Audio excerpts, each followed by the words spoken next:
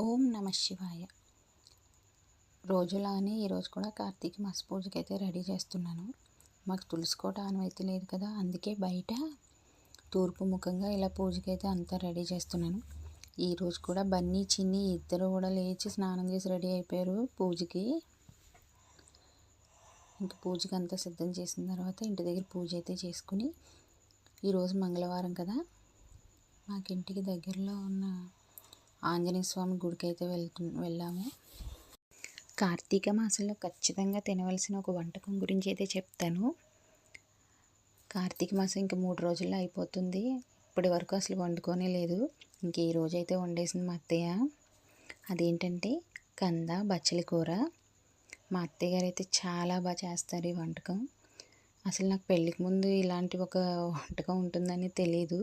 పెళ్ళైన తర్వాత మా అత్తయ్య గారు చేసారు, తిన్నాను. నాకు అప్పటి నుంచి ఫేవరెట్ అయిపోయింది. చాలా టేస్టీగా చేస్తారు. వీడియో కోసం చెప్తున్నా అనుకోవద్దు, మా అత్తయ్య గారు అయితే చాలా చాలా బాగా చేస్తారు. ఎవరికైనా రెసిపీ కావాలంటే కామెంట్స్లో చెప్పండి. ఖచ్చితంగా మా అత్తయ్య గారిని అడిగి నేను వీడియో తీసి పోస్ట్ చేస్తాను. అలాగే వీడియో నచ్చితే లైక్ చేయండి. Please subscribe. శ్రీమాత్రే నమః.